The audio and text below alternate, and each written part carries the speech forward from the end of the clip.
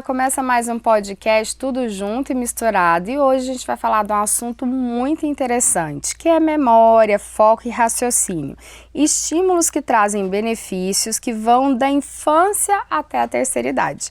E para falar sobre ele, eu estou recebendo aqui a especialista em ginástica cerebral do método Super, Érica Erbelli. Tudo bom, Érica? Tudo bem, Débora, é um prazer estar aqui. Vamos falar um pouquinho sobre como exercitar o cérebro hoje. Muito bom. Então, afinal, o que é ginástica cerebral e como ela funciona na prática? Bom, o que nós fazemos, o nome correto é estimulação cognitiva. Então, nós estimulamos o nosso cérebro para desenvolver habilidades como a memória, concentração, raciocínio. O objetivo, quando a gente usa o termo ginástica para o cérebro, é justamente ajudar as pessoas a entenderem um pouco melhor o que é a estimulação cognitiva, porque o conceito é muito parecido com a ginástica para o corpo. Então, nós precisamos ir para a academia para estimular a nossa musculatura, para que ela fique mais forte, para que ela suporte uma carga maior. E o nosso cérebro é muito parecido, ele também precisa desses estímulos para que ele suporte, né, um tempo de atenção maior, um tempo de raciocínio, né, permanecer por mais tempo ali raciocinando, enfim, suportar melhor, né, as situações do dia a dia. Então, o cérebro realmente pode ser treinado? Pode ser treinado e precisa ser treinado.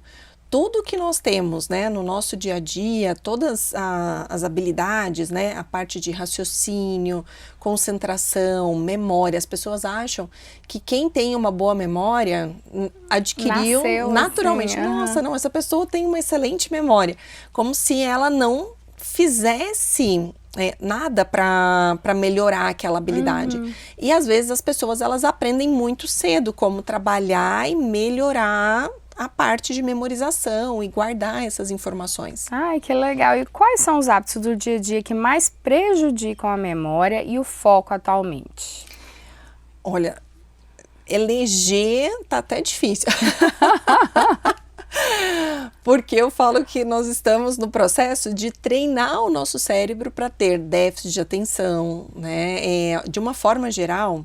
É muita informação que a gente recebe de uma vez só, não é? Exatamente. Então, são muitos estímulos acontecendo ao mesmo tempo.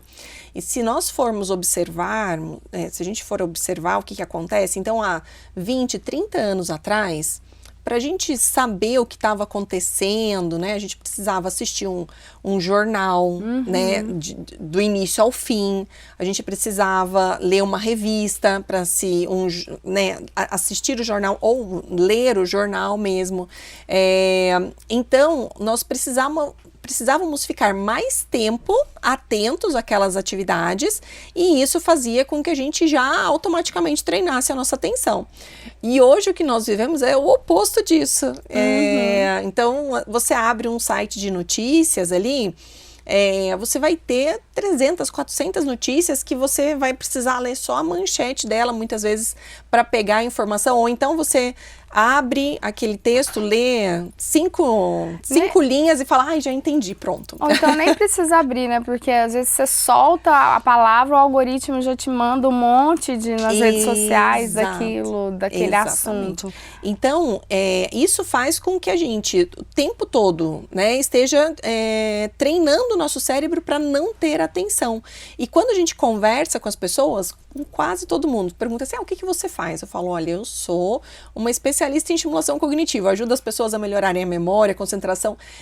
Unânime, quase 100% das pessoas falam para mim, eu preciso trabalhar a minha atenção, eu preciso trabalhar a minha memória. Nossa, eu tô sentindo muita dificuldade nisso.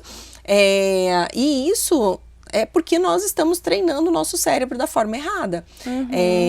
E uma das questões, né, principalmente em relação à memória, nós não temos mais necessidade de utilizar a memória, Débora. Então, se você for pensar, a gente, o tempo todo, né, nós temos ali um celular, né, a gente tem computador, a gente tem, por exemplo, eu vou sair, né, eu saí lá do meu trabalho e estava vindo para cá.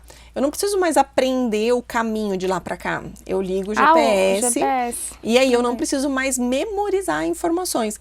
Assim como eu também não preciso memorizar a data de aniversário, eu não preciso mais memorizar números de telefone. Então, cada vez eu estou utilizando menos esse processo de criar novas memórias. E aí as pessoas, elas vão, acabam que elas têm cada vez mais dificuldade mesmo de gravar as informações que elas realmente precisam. Não, e é engraçado porque eu falo, toda vez que eu preciso colocar uma senha, né, pra gravar uma senha nova, aí aparece senha muito fraca. Eu brinco, a minha memória também é muito fraca, então vai ficar essa senha fraca aí mesmo.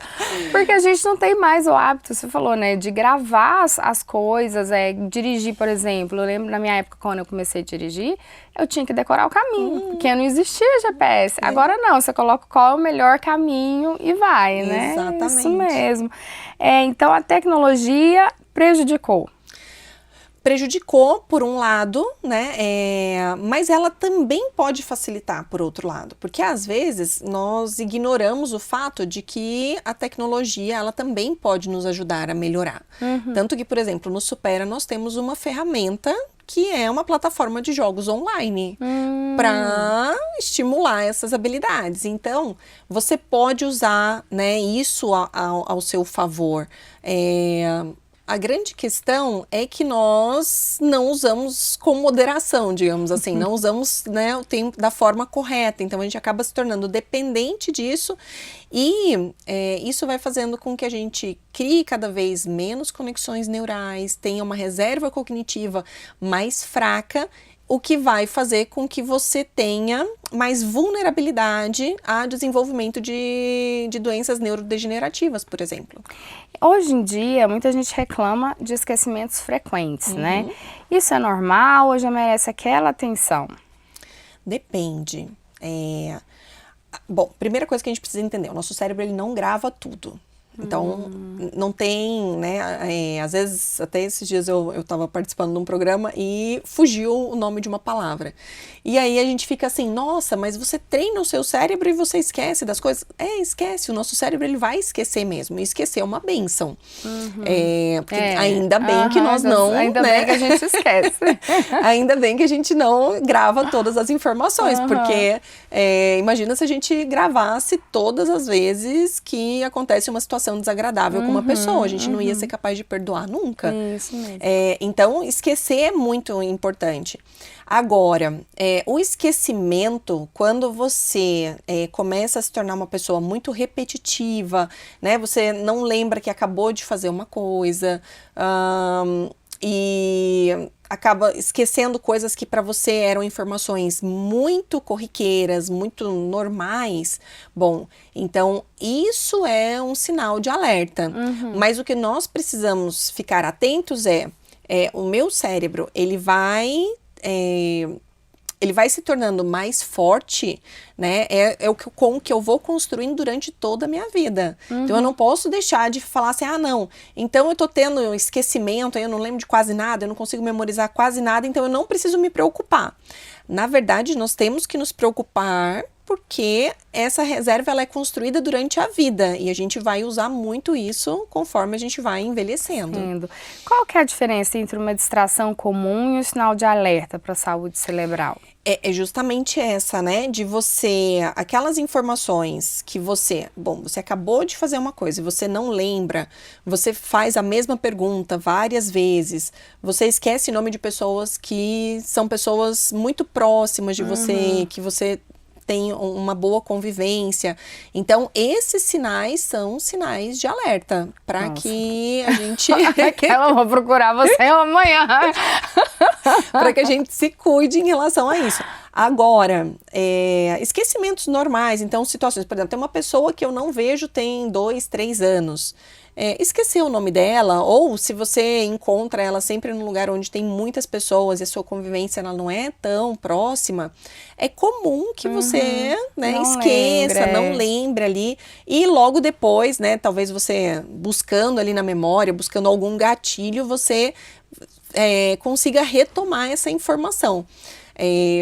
Então, mas o que é mais importante nessa parte, Débora, é lembrar que eu preciso cuidar de todas as áreas do meu corpo. Então, eu preciso de atividade, né, física, mas eu preciso também tomar cuidado com a atividade cognitiva, né, limitar o tempo de telas. Tudo isso vai fazer com que você, né, busque e mantenha um estímulo mais saudável para o seu cérebro. Crianças podem também se beneficiar com essa ginástica cerebral e como? Com certeza. Nós trabalhamos com crianças a partir de 4 anos. E qual é, né, o que a criança, o que ela vai ganhar? Aí, quando a gente fala das crianças, a reserva cognitiva não é uma grande preocupação, porque eles estão criando, né? Estão criando isso, né, o tempo todo. Mas para as crianças, o que a gente precisa ensinar a eles? A ter um pensamento mais crítico, serem flexíveis, trabalhar uma parte que é a parte de resolver problemas, lidar com frustrações. Essa semana mesmo, na semana passada, nós tivemos um programa exclusivo lá para as crianças e tudo, e a gente estava falando com os pais justamente essa questão. As crianças, nós nem sabemos qual vai ser a profissão dos nossos filhos. Eu tenho 2 filhos, uma filha de 6 e um de 3. Provavelmente a profissão que eles vão seguir com essa questão da inteligência artificial talvez nem exista ainda, porque as coisas estão evoluindo numa forma muito rápida. Então, eu preparar o meu filho, desenvolver habilidades para que ele consiga aprender rápido, né, e consiga aprender bem, para que ele possa ter um pensamento crítico, analítico, para que ele consiga trabalhar essa parte, né, se ele precisar mudar de profissão, para que ele saiba lidar com essa flexibilidade de mudar de situações, enfim.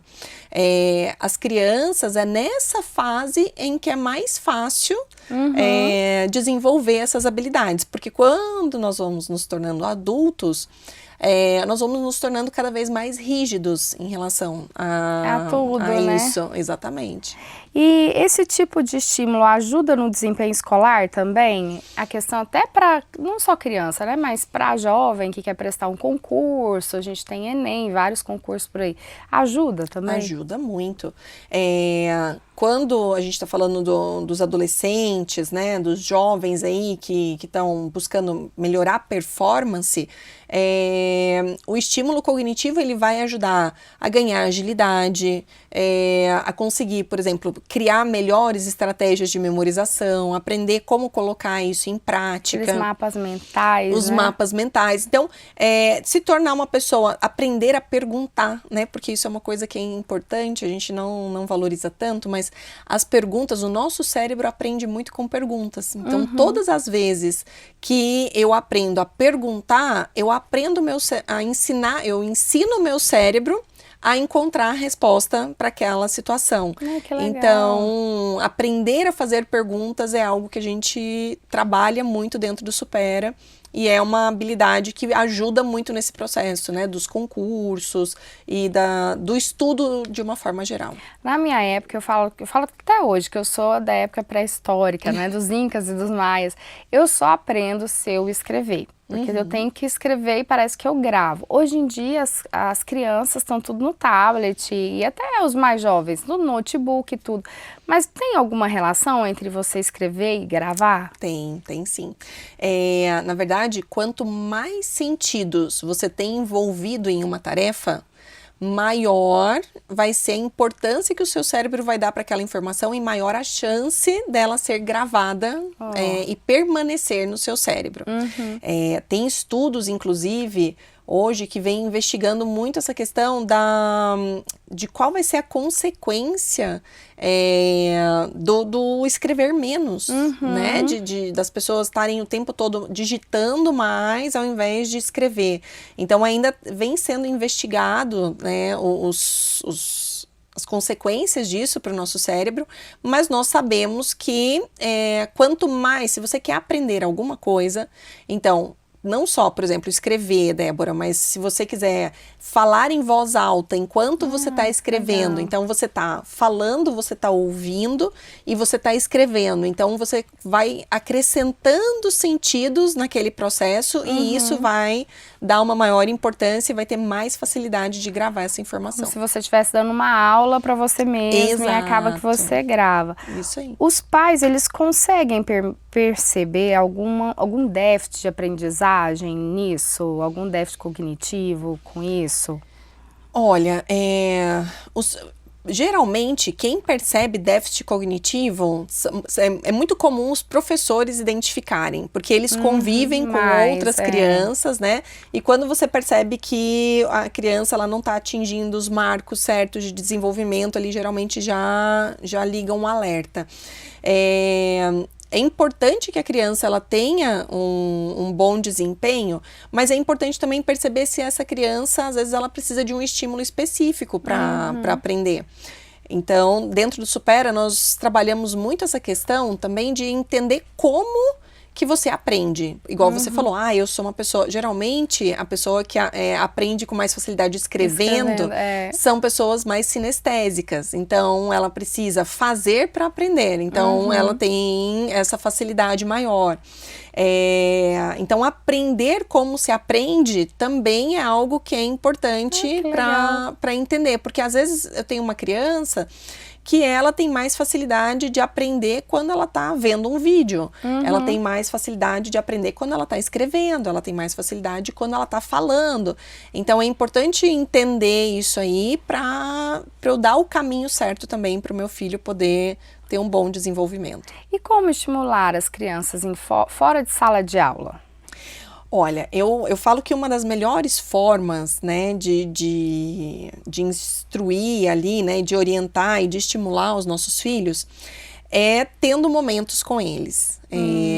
Então, tirando da tela, né, porque, gente, tela não estimula. Não da forma correta, né? É claro que tem programas que são educativos e tudo, mas para o cérebro de uma criança, melhores atividades que nós podemos trabalhar com uma criança, jogos pedagógicos, ter momentos ali em família. Então, eu até esses dias eu estava conversando com uma mãe que ela estava falando, olha, minha filha está viciada em tela, eu não consigo, não sei mais o que fazer, estou desesperada. E aí eu falei, olha, eu uso uma técnica lá em casa que é fazer uma agenda de atividades para a semana. Porque eu chegava em casa, às vezes eu estava muito cansada, e aí as crianças vinham, ai mamãe, o que a gente vai fazer hoje? O que a gente vai fazer hoje? E aí você já tá cansado, você ainda tem que ficar pensando no que fazer, então aquilo ali já te deixa mais estressado ainda. Então eu fiz uma agenda. Então, por exemplo, segunda-feira é o dia que nós fazemos experiências. Experiências legal, simples. gente. Então eu já, durante o dia, eu já tá lá na minha agenda, durante o dia já sai o pop-up lá, já me lembra, eu já sei que eu vou ter que providenciar alguma experiência para fazer junto com eles, para instigar a criatividade, ensinar eles a fazerem perguntas, a analisarem situações. Aí na terça-feira a gente faz jogos de tabuleiro. Aí é o dia que senta a família toda, a gente tem um momento ali de jogos. Na quarta-feira é o dia que a gente vai pintar, vai desenhar. No outro dia é o dia que a gente vai fazer brincadeiras motoras. Então a gente vai pular, vai pular, vai correr, vai brincar de esconde-esconde, enfim. Que legal. Então isso é uma dica de você ter momentos de qualidade com seus filhos e nesses momentos você está estimulando eles. Então fazer perguntas para os seus filhos, né? Então para crianças principalmente, perguntar é uma ótima forma de você estimular eles a pensar, a analisar, nunca entregar, né, de mão beijada, pronto, né, a informação pronta. Então ele vem e te faz uma pergunta, devolve com uma outra pergunta. E isso são coisas que você pode fazer o tempo todo ali no dia a dia. Ansiedade pode afetar diretamente a memória? Com certeza. O estresse, a ansiedade são venenos, na verdade, para o nosso cérebro. A gente não consegue pensar quando a gente está ansioso. Não, numa crise de ansiedade muito forte, acho que ninguém consegue pensar, raciocinar, né? Porque, na verdade, isso, né, é fisiológico. Né? No momento de ansiedade, você está ali, né, no momento de luta ou fuga. Então, quem está sendo oxigenado são suas pernas, seus braços, né, justamente para preparar para essas situações. Então, até falta oxigenação, né, ali correta, digamos assim, para o nosso cérebro, enquanto nós estamos com um alto grau de ansiedade.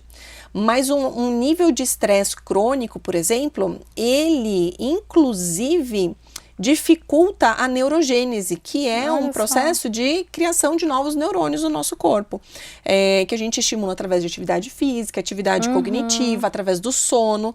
E aí, quando a gente está com alto índice de estresse, isso compromete inclusive a neurogênese, que é a criação de novos neurônios no nosso cérebro. Nos adolescentes, quais são os maiores desafios quando falamos de foco e concentração? Porque é difícil.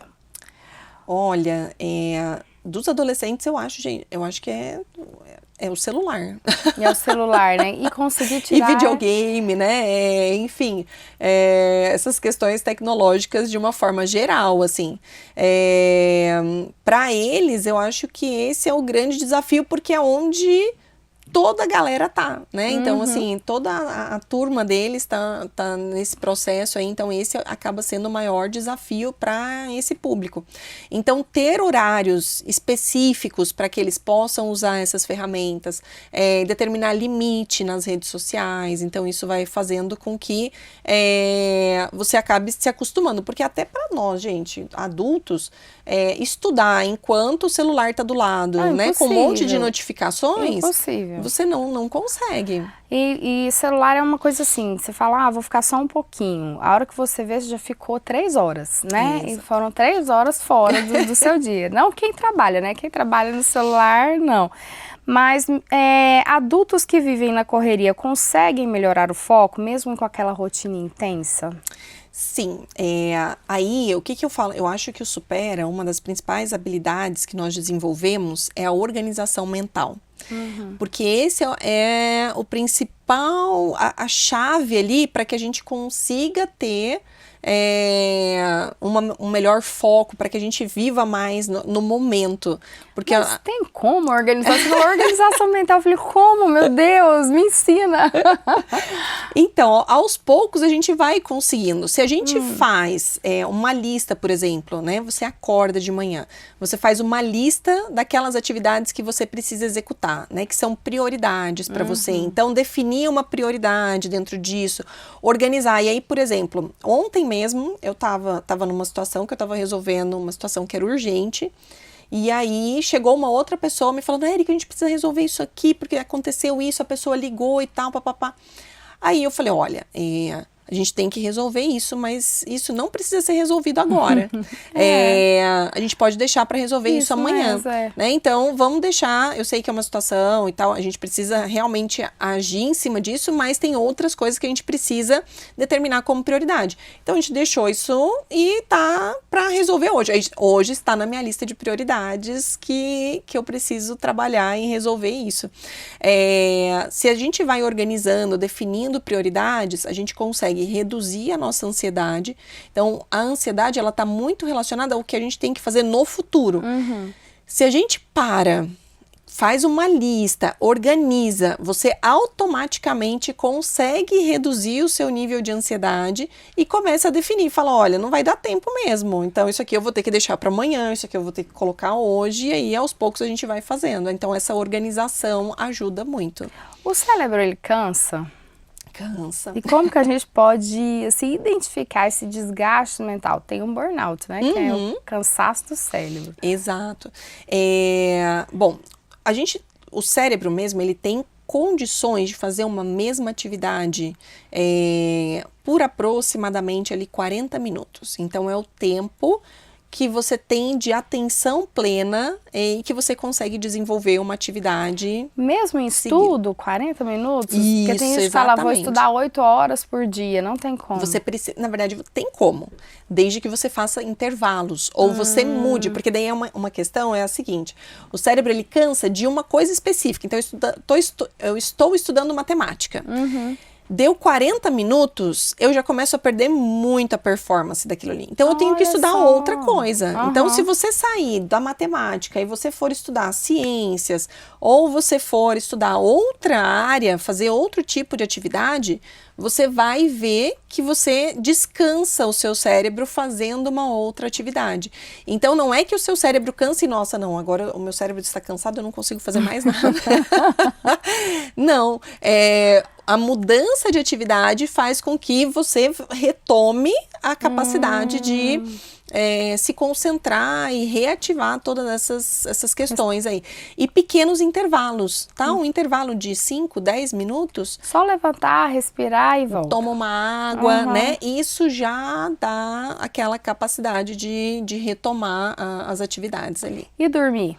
Dormir faz bem, ajuda na memória, no raciocínio. Essencial, né? Dormir é a base para que a gente tenha uma boa memória. Então, não dormir bem vai afetar o seu cérebro de uma forma geral, né? Esse momento do dormir é justamente o momento que a gente faz ali a formação, é a criação das novas memórias, né? É o momento que o cérebro vai fazer a limpeza daquelas informações que são inúteis, que ele não precisa mais.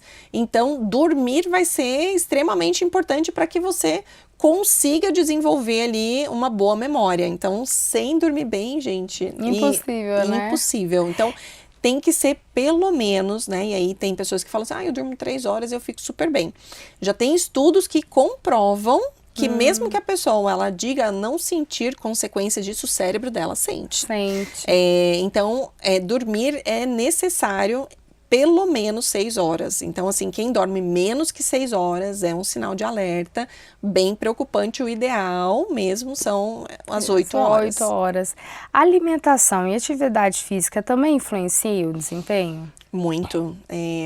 Bom, a alimentação ela vai influenciar em todo o nosso corpo, né? E o nosso cérebro, apesar, né, de ter aproximadamente ali 1,5 kg, ele vai consumir muito daquilo que a gente consome, né? Dos nutrientes, das vitaminas, né? Então, se você não ingere nutrientes e vitaminas suficientes para que você tenha, né, uma boa saúde do seu corpo de uma forma geral, isso vai comprometer, né, automaticamente o nosso cérebro. E uma das formas que a gente, né, estimula muito o nosso cérebro e que é considerado, né, uma das melhores neuroproteções, né, contra demências, enfim, é a atividade física. Olha só. Então, a atividade física estimula o nosso cérebro também e é extremamente importante para inserir aí proteção, né, no nosso cérebro aí no dia a dia. Fazer aquelas palavras cruzadas, né? Isso ajuda também? Isso entra no que é a estimulação cognitiva. Mas o que é importante? As pessoas, elas falam muito sobre palavras cruzadas, caças-palavras, sudoku, né? Isso.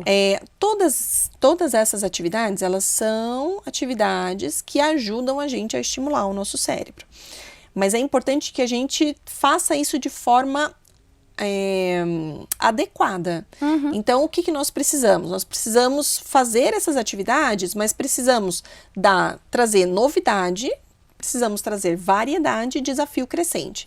Então, aprender coisas novas, diversificar o tipo de estímulo e aumentar o grau de desafio. O que geralmente acontece é que aquela pessoa que ela gosta muito de fazer palavras cruzadas, ela só faz palavras cruzadas. A pessoa que gosta muito de fazer um sudoku, ela só faz sudoku. Então, a gente começa, aí nós temos uma perca no que a gente deveria ter, que é o estímulo 360 graus. Então, por isso é importante ter uma metodologia estruturada. Por quê? Porque a gente consegue ter resultados comprovados. Fazer várias atividades, né? Não ficar só com uma atividade. Isso, exatamente. A ginástica cerebral pode ajudar pessoas da terceira idade? Com certeza. Hoje o nosso maior público são pessoas com mais de 60 anos. E é possível estimular mesmo, depois de muitos anos, assim? Na verdade, pra gente entender, né? O nosso cérebro, ele tá melhorando performance até os 25 anos. Então, até 25 anos, você tá, digamos assim, melhorando a performance. Passou dos 25, você já começa a declinar. Então, você já começa a perder essa capacidade. Nossa, 25 anos! Muito, e a gente acha que a gente começa... Então, a gente acha que a gente começa a perder quando... depois dos 60 anos, né? Depois da menopausa e tudo. E, na verdade, não. Nós estamos já, né, num processo de declínio cognitivo a partir dos 25 anos. O público 60+, o que acontece com eles, né? eles geralmente são pessoas que têm menos estímulos no dia a dia, então são pessoas que já se aposentaram, acabam fazendo menos atividades, então isso faz com que a queda cognitiva, ela seja mais acentuada. E foi justamente por isso que o Supera, quando foi fazer a pesquisa, porque a gente tem uma pesquisa de comprovação científica da metodologia, que nós utilizamos idosos. Porque os idosos, é natural uma perda. É, isso que eu ia te perguntar. É natural mesmo esquecer, não lembrar? Tem avós que trocam os nomes dos netos? Mas isso natural. depende. É aquilo que eu te falei pra você. Tudo a gente tem que, né, analisar olhar melhor, com muito cuidado. Mas, o que acontece? O declínio, ele é natural se você não dá o estímulo correto. O que acontece? Quando você começa a estimular, então, por exemplo, os idosos, na pesquisa que nós fizemos, durante um período de 18 meses que foi avaliado, nos primeiros 12 meses, os idosos conseguiram melhorar em torno de 44% a performance deles em memória. Que legal. Então, o que a gente precisa, né? Dar o estímulo correto vai fazer com que a gente tenha uma melhora dessa performance. Então, às vezes, mesmo naquela fase em que a gente está consumindo a nossa reserva cognitiva, nós podemos estar estimulando para ainda fortalecer o nosso cérebro. E como a estimativa de vida, né, tá só aumentando, nós estamos vivendo cada vez mais, é importante cuidar disso para que a gente viva cada vez mais e melhor. Com qualidade de vida, né? Exato. O que muda na vida da pessoa quando ela passa a estimular mais o cérebro? Esse me interessa muito, eu quero saber como é que estimula. O que muda? Muda tudo, né? Tanto que a gente fala assim, né? Treine seu cérebro, transforme seu mundo. Você ter um cérebro bem treinado vai te ajudar a melhorar coisas que nem você percebe que melhoraram. Olha só. Então, essa questão do planejamento, da agilidade, do raciocínio. Olha, eu, por exemplo, eu tinha uma dificuldade imensa em gravar nomes de pessoas. Era uma questão assim que eu falava, gente, eu não vou aprender nunca o nome das pessoas porque isso era algo que eu não sabia como treinar, não sabia como melhorar e eu achava que, não, mas eu já repeti 3, 4 vezes o nome dessa pessoa e até hoje eu não memorizei, então eu não tenho essa habilidade. E depois que eu comecei a trabalhar isso, gente, às vezes eu me surpreendo. Às vezes a pessoa, ela fez Supera, ela treinou, ficou lá, né, durante um tempo.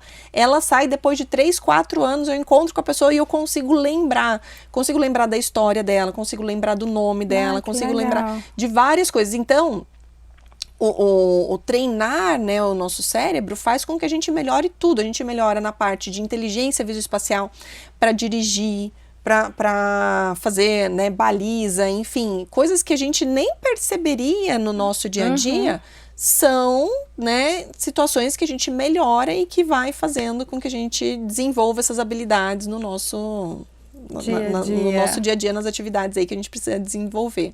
O que a gente nunca deve deixar de fazer para envelhecer com a mente saudável?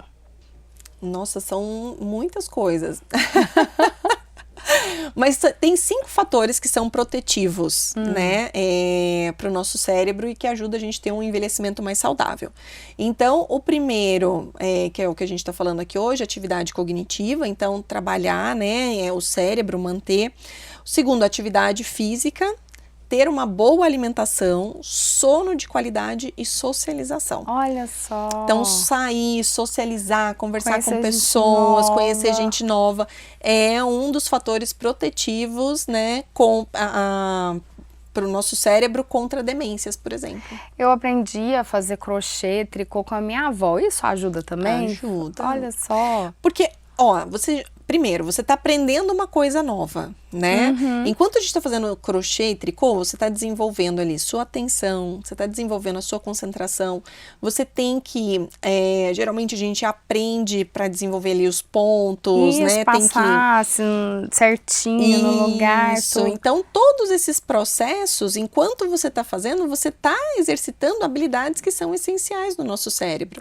E aí a gente tem o crochê, tem o tricô, tem o bordado, tem o jogo, né? O jogo, por exemplo, baralho, que também, né, pode ajudar muito a trabalhar jogos de tabuleiro, neuróbicas, que são atividades para quebrar a rotina do nosso cérebro e fazer as coisas de uma forma diferente.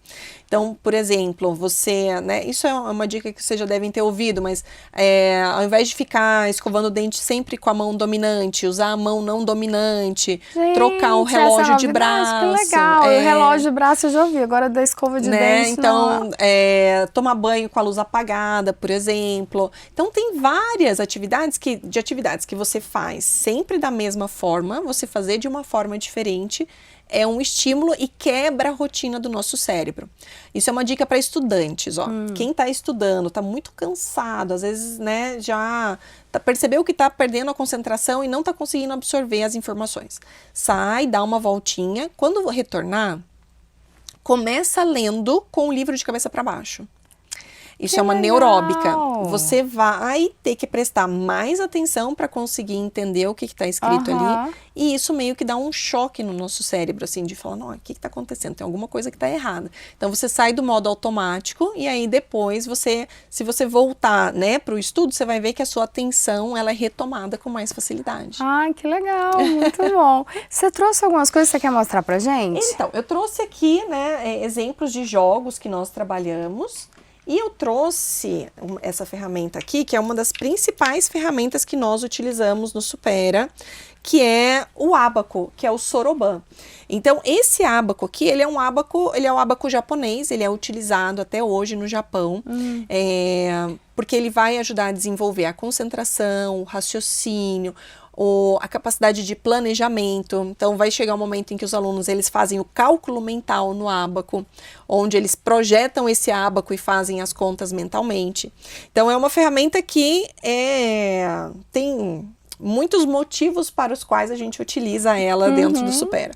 E aqui eu tenho, por exemplo, eu vou explicar rapidamente como que funciona.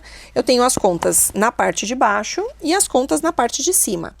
As contas de baixo, elas cada uma representa uma quantidade. Eu escolhi essa coluna que tem a conta laranja, porque ela é uma coluna que é referência para a unidade. Então, aqui vai ser unidade, aqui vai ser dezena, centena, aí de novo, unidade de milhar, dezena de milhar e assim sucessivamente.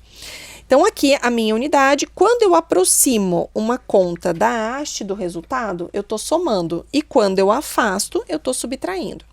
Se eu aproximar uma conta de baixo aqui, eu tenho mais um. Porque cada um vale 1. Se eu pegar mais um, quanto fica, Débora? 2. Mais 1. 3. E mais 1. 4. Ok. Se eu afastar, eu zerei de novo o ábaco. Se eu pego a conta de cima, que vale 5, eu tenho 5, certo? Peguei mais um embaixo, fica? 6, 7, 8, 9. Ok, esses são os números, então, a gente vai trabalhar só com uma coluna, né, por enquanto. E eu vou fazer uma conta agora, bem rapidinho, e vou pedir para você me dar o resultado. Ah, não, pede produção. Eu não sou da área de exatas, eu sou da área de humanas. É bem simples, a gente só precisa ler o resultado no ábaco. Então, olha só, vamos lá, para ver o tanto que a gente ganha agilidade. Por ser uma ferramenta visual, nós não precisamos ficar quebrando etapas, né? Então, olha só, 5 mais 2, mais 1, menos 3, mais 4, menos 5, menos 2. Quanto ficou? Ah, não tenho nem ideia. Eu parei na metade. Não vou nem arriscar. Tá, eu tenho aqui, quanto ficou aqui no ábaco? 2. 2. Então, o resultado dessa conta é 2. Olha só. Eu não preciso fazer a conta mentalmente, né? Todas essas etapas para ver.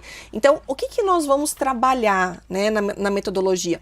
Nós não vamos ensinar matemática, o objetivo não é ensinar a fazer contas, mas nós vamos trabalhar a nossa concentração e o nosso raciocínio através da metodologia de manuseio da ferramenta. Por exemplo, quando eu for trabalhar com as contas de baixo, eu vou usar o polegar para somar. Então, eu sempre somo com o polegar. Para subtrair, eu subtraio com o indicador. Para mexer no 5, só o indicador soma e subtrai. Então, eu tenho padrões, eu tenho a forma correta de manusear a ferramenta, que quando eu preciso lembrar como que eu preciso fazer aquilo, vai estimular a minha memória de trabalho, que é essa memória de curto prazo. Então, eu vou estar estimulando, e ela é porta de entrada para a memória de longo prazo. Eu vou estar estimulando a minha parte de raciocínio, eu vou estar trabalhando coordenação motora fina, a minha atenção, a minha concentração. Todas essas habilidades estão sendo estimuladas enquanto eu estou praticando essa ferramenta. Muito legal, muito bom mesmo. Tá? E aí a gente tem, né, aí além disso, né, jogos, né, e os jogos pedagógicos, eles são as ferramentas prediletas aí, né, dos nossos alunos, porque são ferramentas lúdicas. Então eu trouxe, por exemplo, a Torre de Hanoi. É um jogo muito conhecido, né? Na matemática tem uma fórmula para falar como que a gente consegue fazer, mas como que a gente ensina os nossos alunos a trabalhar com essa ferramenta. Então a gente começa, ao invés da gente começar com todos os discos, nós começamos só com 3. E aí a gente tem que aprender a lógica para movimentar, né? A ideia é trazer todos os discos para o outro lado. Só posso pegar um disco de cada vez, e uma das regras da Torre de Hanoi é que eu não posso colocar um disco maior sobre um disco menor. Eu tenho que seguir a ordem de tamanho. Então, se eu quero transferir todas essas aqui para o lado de cá, o que eu tenho que fazer? Primeira coisa, essa daqui tem que vir para cá, certo?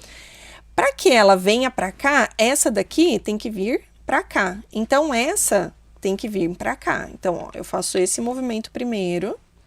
Aí eu pego um de cada vez, aí agora eu tiro para poder desocupar, trazer para cá. Então quando eu tô fazendo a Torre de Hanoi, eu tô tendo que trabalhar raciocínio lógico, eu tô tendo que trabalhar a minha atenção, e aí a gente vai aos poucos desenvolvendo essas habilidades. Eu aumento o disco e vai ficando cada vez mais desafiador. Muito legal. Érica, que conselho você daria para quem quer começar hoje a cuidar melhor da saúde cerebral? Bom, eu começaria pelos 5 fatores protetivos, né, que é, né, cuidar, então, dar estímulo para o seu cérebro, né, cuidar dessa parte, não ficar só nas telas, só na TV, então leia, né, faça atividades que estimulem, que você sinta cansaço mental mesmo, porque isso é importante. Atividade física, sono, uma boa alimentação, sair, socializar, conversar com pessoas. Então, para começar, né, começa por aí, que é o básico, né, fazer o básico bem feito. Além disso, né, as pessoas podem procurar o Supera para ajudar nesse processo. Então, nós estamos ali no setor oeste, a nossa unidade fica na rua T47, número 260. Quem tiver interesse em conhecer um pouco mais, pode nos procurar também pelas redes sociais, que Supera Goiânia, Supera Goiânia Bueno Oeste, que é o nosso Instagram, que quem tiver interesse, quiser conhecer, saber um pouquinho mais, pode também solicitar uma aula grátis por lá também, para poder começar hoje já a cuidar do cérebro. E a profissão para todas as idades? Para todas as idades. A partir de 4 anos, sem limite de idades. Tem mais de 90, aluno com mais de 90 anos na unidade. Que legal! Foi muito bom te receber aqui. Adorei conhecer o método, muito bom mesmo. Eu também já vou te procurar, que eu tô precisando, viu? Obrigada. O prazer foi todo meu. Muito obrigada. E você fica com o nosso próximo podcast. Tchau, tchau.